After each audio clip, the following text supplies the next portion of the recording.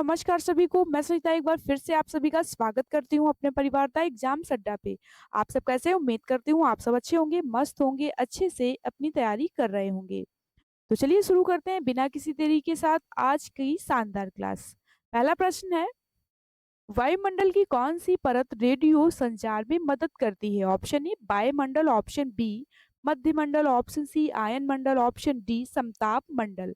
तो आपको इन चार विकल्प में से राइट आंसर बताना है। तो हम चलिए देख लेते हैं कुछ इंपॉर्टेंट पॉइंट। ये परत 80 किलोमीटर से 400 किलोमीटर ऊंचाई पर स्थित होती है। इनमें आयतन कण उपस्थित होते हैं जो रेडियो तरंगों को परावर्तित कर संचार में मदद करते हैं। तो कौन सी परत रेडियो संचार में मदद करती है? तो ये हो जाएगी वायुमंडल। ऑप्शन ए राइट आंसर हो जाएगा। अगला प्रश्न है, भारतीय राष्ट्रीय ध्वज में चक्र किसका प्रतीक है? ऑप्शन ए स्वतंत्रता का, ऑप्शन बी समानता का, ऑप्शन सी न्याय का, ऑप्शन डी धरोहर का। तो आपको इन चार विकल्प में से राइट आंसर बताना है। भारतीय राष्ट्रीय ध्वज में चक्र किसका प्रतीक है? तो आइए देख लेते हैं हम कुछ इंपॉर्टेंट पॉइंट। भारतीय राष्ट्रीय ध्वज में सफेद पट्टी के बीच में नीले रंग का चक्र है जिसका प्रारूप सारनाथ में अशोक सिंह स्तंभ पर बने चक्र से लिया गया। इसमें 24 तीलियां हैं जो न्याय और सतत प्रगति का प्रतीक है। तो राष्ट्रीय ध्वज में चक्र किसका प्रतीक है? तो ये हो जाएगा न्याय का। ऑप्शन सी राइट आंसर हो जाएगा। अगला प्रश्न है, किस उद्योग को आधुनिक उद्योग की रीढ़ कहा जाता है? ऑप्शन ए सूती कपड़ा, ऑप्शन बी चाय, ऑप्शन सी लौह और इस्पात, ऑप्शन डी जूट। तो आपको इन चार ऑप्शन में से राइट आंसर बताना है। तो आइए हम बात कर लेते हैं लौह और इस्पात के बारे में कुछ इंपॉर्टेंट फैक्ट। लौह और इस्पात उद्योग किसी देश के औद्योगिक विकास की रीढ़ माने जाते हैं। भारत में पहला इस्पात कारखाना 1907 में जमशेदपुर झारखंड राज्य में स्वर्ण रेखा नदी पर के स्थान पर है और जमशेद जी टाटा द्वारा स्थापित किया गया था। तो किस उद्योग को आधुनिक उद्योग की रीढ़ कहा जाता है? तो ये कहा जाता है लौह और इस्पात को। ऑप्शन सी राइट आंसर हो जाएगा। नेक्स्ट, भारत में पहली बार किस भारतीय भाषा को शास्त्रीय भाषा का दर्जा दिया गया था? Option A Sanskrit, option B Urdu, option C Tamil, option D हो जाएगा तेलुगु। तो आपको इन चार विकल्प में से राइट आंसर बताना है। तो आइए हम देख लेते हैं कुछ इंपॉर्टेंट पॉइंट। वर्तमान में भारत में कुल 6 भाषाओं को शास्त्रीय भाषा का दर्जा प्राप्त है जिसमें तमिल भाषा को वर्ष 2004 में शास्त्रीय भाषा का दर्जा प्रदान किया गया था। तो आइए देख लेते हैं इन चार ऑप्शन में से राइट आंसर हो जाएगा option C Tamil. Option C वाले बच्चे बिल्कुल करेक्ट हो जाएंगे। अगला प्रश्न है, पृथ्वी के वायुमंडल में सबसे प्रचुर कौन सी गैस पाई जाती है? Option A nitrogen, option B हो जाएगा carbon dioxide, option C oxygen, option D hydrogen. तो आपको इन चार ऑप्शन में से राइट आंसर बताना है। तो चलिए देख लेते हैं हमारे वायुमंडल में कितनी कौन कौन सी गैसें पाई जाती हैं। तो चलिए देख लेते हैं कुछ इंपॉर्टेंट पॉइंट। पृथ्वी के क्षोभ मंडल में सबसे ऊपर प्रचुर गैस नाइट्रोजन जो कि 78% पाई जाती है और ऑक्सीजन 21% और आर्गन 0.9% और अन्य गैसें 0.1% मिश्रित होती हैं। वायुमंडल में सबसे प्रचुर कौन सी गैस पाई जाती है? तो ये पाई जाती है नाइट्रोजन। तो कितनी पाई जाती है? 78%। तो चलते हैं अगले प्रश्न की ओर। अगला प्रश्न है हमारा, विश्व हाथी दिवस कब मनाया जाता है? ऑप्शन ए 20 अगस्त को, ऑप्शन बी 12 अगस्त, ऑप्शन सी 30 अगस्त, ऑप्शन डी हो जाएगा 25 अगस्त। तो आपको इन चार विकल्प में से राइट आंसर बताना है। विश्व हाथी दिवस कब मनाया जाता है? तो ये मनाया जाता है 12 अगस्त को। ऑप्शन बी राइट आंसर हो जाएगा। अगला प्रश्न है, उत्तर कोरिया की मुद्रा क्या है? Option A yuan, option B won, option C dollar, option D हो जाएगा रियाल। तो आपको इन चार विकल्प में से राइट आंसर बताना है। तो आइए हम देख लेते हैं वॉन। तो ये किसकी है? ये उत्तर कोरिया की मुद्रा है और रुपया इंडोनेशिया की हो जाएगी और रियाल सऊदी अरब की। तो आई होप आप लोगों को आंसर मिल गया होगा। उत्तर कोरिया की मुद्रा क्या है? तो ये हो जाएगी वॉन। ऑप्शन बी राइट आंसर हो जाएगा। अगला प्रश्न है, राष्ट्रीय पुलिस स्मारक किस शहर में स्थित है? ऑप्शन ए मुंबई में, ऑप्शन बी बेंगलुरु में, ऑप्शन सी कोलकाता में, ऑप्शन डी नई दिल्ली में। तो आपको इन चार ऑप्शन में से राइट आंसर बताना है। तो आइए हम बात करते हैं राष्ट्रीय पुलिस स्मारक के बारे में कुछ इंपॉर्टेंट पॉइंट। राष्ट्रीय पुलिस स्मारक की स्थापना 21 अक्टूबर 2018 को नई दिल्ली में की गई थी।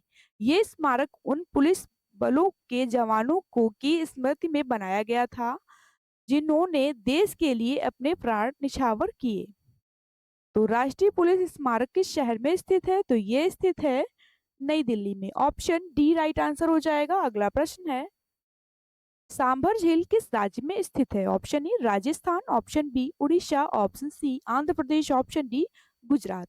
तो आपको इन चार विकल्प में से राइट आंसर बताना है। सांभर झील किस राज्य में स्थित है? तो आइए हम देख लेते हैं सांभर झील के बारे में कुछ इंपॉर्टेंट पॉइंट। सांभर झील राजस्थान के जयपुर जिले में स्थित है। ये भारत की सबसे बड़ी खारे पानी की झील है और 1990 में इसे रामसर स्थल के रूप में मान्यता मिली थी। तो सांभर झील किस राज्य में स्थित है? तो ये स्थित है राजस्थान में। ऑप्शन ए राइट आंसर हो जाएगा। अगला प्रश्न है, गारो किस राज्य में बोली जाती है? ऑप्शन ए गुजरात में, ऑप्शन बी मेघालय में, ऑप्शन सी तमिलनाडु में, ऑप्शन डी केरल में। तो आपको इन चार विकल्प में से राइट आंसर बताना है। गारो किस राज्य में बोली जाती है? तो आइए देख लेते हैं गारो के बारे में कुछ इंपॉर्टेंट पॉइंट। गारो भाषा मेघालय राज्य में बोली जाती है। ये भाषा मुख्य रूप से गारो नामक जनजातियों द्वारा बोली जाती है जो मेघालय की गारो पहाड़ियों में निवास करते हैं। तो आइए देख लेते हैं गारो किस राज्य में बोली जाती है? तो ये बोली जाती है मेघालय राज्य में। ऑप्शन बी राइट आंसर हो जाएगा।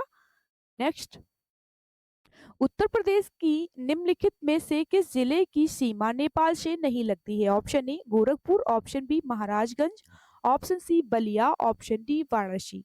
तो आपको इन चार विकल्प में से राइट आंसर बताना है। तो चलिए देख लेते हैं हम इंपॉर्टेंट कुछ पॉइंट उत्तर प्रदेश के बारे में।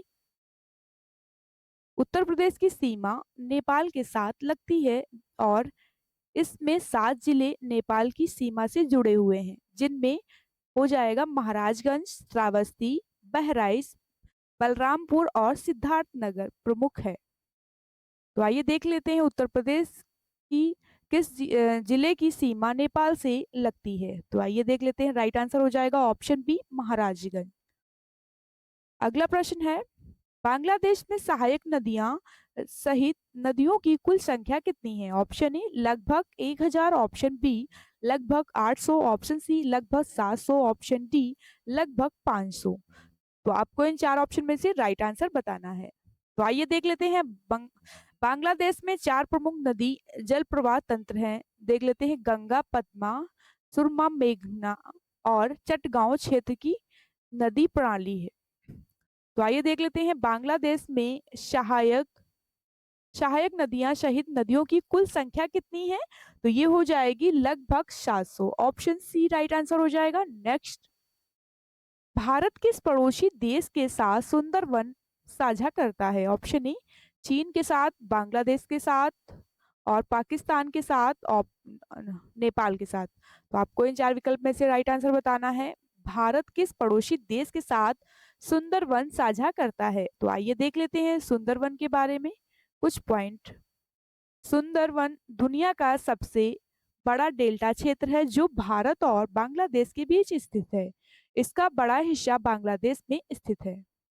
तो आइए देख लेते हैं राइट आंसर हो जाएगा option B C right answer हो जाएगा बांग्लादेश।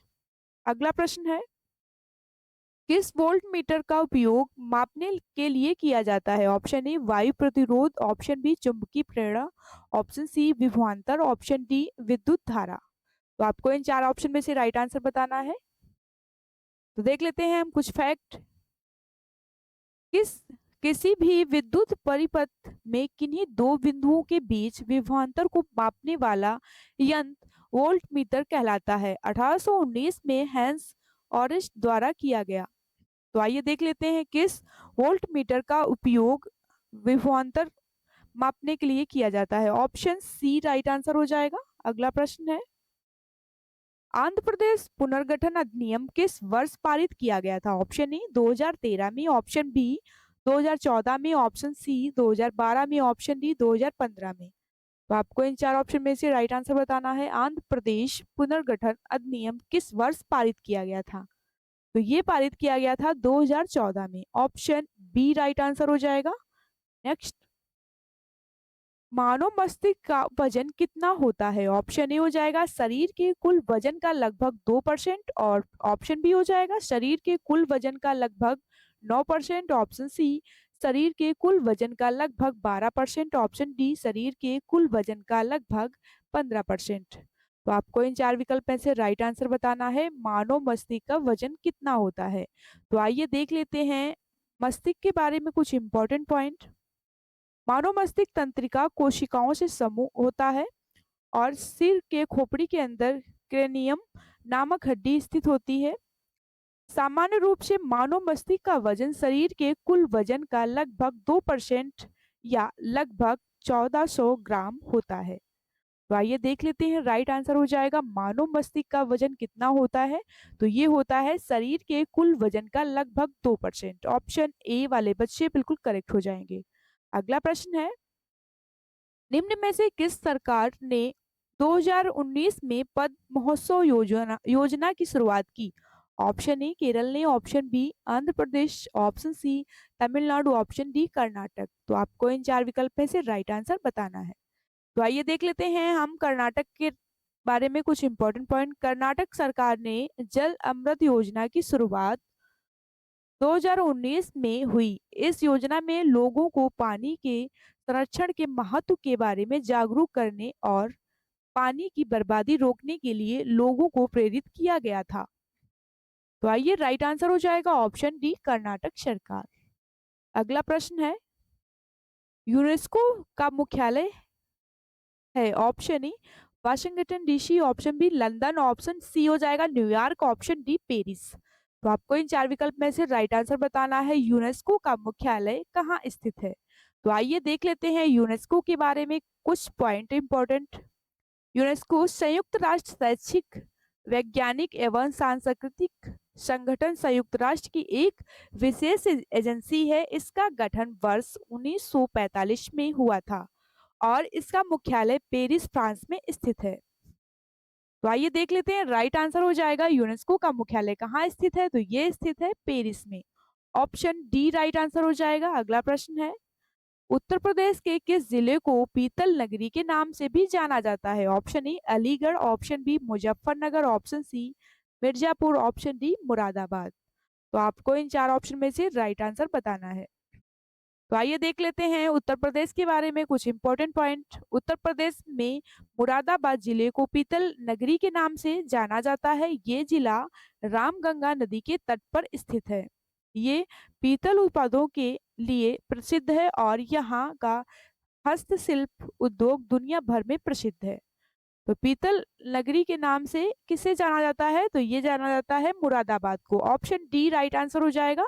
तो चलते हैं अगले प्रश्न की ओर। अगला प्रश्न है, कब संयुक्त प्रांत का नाम बदलकर उत्तर प्रदेश रखा गया है? तब ये निर्णय कब लिया गया?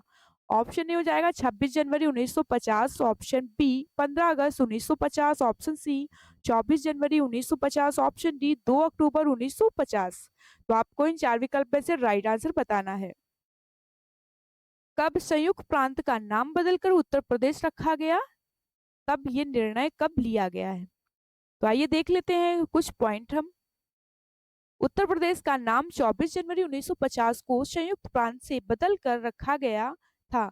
उस समय राज्य के मुख्यमंत्री गोविंद बल्लभ पंत थे।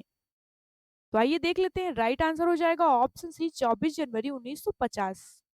ऑप्शन सी राइट आंसर हो जाएगा। अगला प्रश्न है, सूफी संत अमीर खुसरो का जन्म उत्तर प्रदेश के किस जिले में हुआ था? Option A Bulandshahr, option B Aligarh, option C Etah, option D Faizabad. तो आपको इन चार विकल्प में से राइट आंसर बताना है। तो आइए देख लेते हैं अमीर खुसरो के बारे में कुछ पॉइंट इंपॉर्टेंट। सूफी कवि अमीर खुसरो का जन्म 1253 ईस्वी में उत्तर प्रदेश के एटा जिले के पटियाली नामक ग्राम वर्तमान में कासगंज में हुआ था। तो चलिए देख लेते हैं राइट आंसर हो जाएगा अमीर खुसरो का जन्म उत्तर प्रदेश के किस जिले में हुआ था? तो ये हुआ था एटा में। ऑप्शन सी राइट आंसर हो जाएगा। अगला प्रश्न है, मानव रक्त के निर्माण के लिए इनमें से किसकी आवश्यकता होती है? Option A nickel, option B लोहा, option C cobalt, option D हो जाएगा तांबा। ऑप्शन आपको इन चार ऑप्शन में से राइट आंसर बताना है। तो आइए देख लेते हैं हम कुछ इंपॉर्टेंट पॉइंट। मानव रक्त के निर्माण के लिए लोहा तत्व की आवश्यकता होती है। रक्त में हीमोग्लोबिन और रक्त कणिकाएं होती हैं जो लाल रंग का प्रभाव उत्पन्न करती हैं। तो आइए देख लेते हैं इन चार ऑप्शन में से राइट आंसर। मानव रक्त के निर्माण के लिए इनमें से किसकी आवश्यकता होती है? तो होती है लोहा की। ऑप्शन बी राइट आंसर हो जाएगा। अगला प्रश्न है, कौन सा परमाणु का उपपरमाणु कण नहीं है? ऑप्शन ए जियॉन, ऑप्शन बी हो जाएगा neutron, option C proton, option D electron. तो आपको इन चार ऑप्शन में से राइट आंसर बताना है, कौन सा परमाणु का उपपरमाणु कण नहीं है? तो ये हो जाएगा Xeon. Option A right answer हो जाएगा। नेक्स्ट, महाराष्ट्र के पारंपरिक लोक रंगमंच का नाम क्या है? ऑप्शन ए हो जाएगा नौटंकी, ऑप्शन बी नौटंकी, ऑप्शन बी हो जाएगा तमाशा, ऑप्शन सी हो जाएगा श्वांग, ऑप्शन डी रासलीला। तो आपको इन चार ऑप्शन में से राइट आंसर बताना है। तो चलिए देख लेते हैं महाराष्ट्र के बारे में। तमाशा महाराष्ट्र की पारंपरिक लोक नाट्यम शैली है। प्रारंभ में इसे लोगों के समूह के रूप में जाना जाता था जो नाचने गाने वाले होते हैं। तो चलिए देख लेते हैं तमाशा किससे संबंधित है? महाराष्ट्र से। ऑप्शन बी राइट आंसर हो जाएगा। अगला प्रश्न है, अंतर्राष्ट्रीय प्रकाश दिवस किस दिन मनाया जाता है? ऑप्शन ए 1 जून को, ऑप्शन बी 1 मई को, ऑप्शन सी 16 मई को, ऑप्शन डी 16 जून को। तो आपको इन चार ऑप्शन में से राइट आंसर बताना है, अंतर्राष्ट्रीय प्रकाश दिवस किस दिन मनाया जाता है? तो ये मनाया जाता है 16 मई को। ऑप्शन सी राइट आंसर हो जाएगा।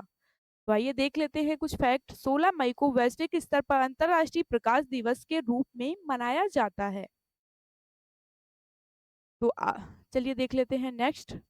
तो आज का सेशन हमारा यहीं तक था। अगर आप लोगों को ये सेशन पसंद आया हो तो लाइक, शेयर और चैनल को सब्सक्राइब करें। जय हिंद, जय भारत। फिर मिलते हैं अगली क्लास में। Thank you so much.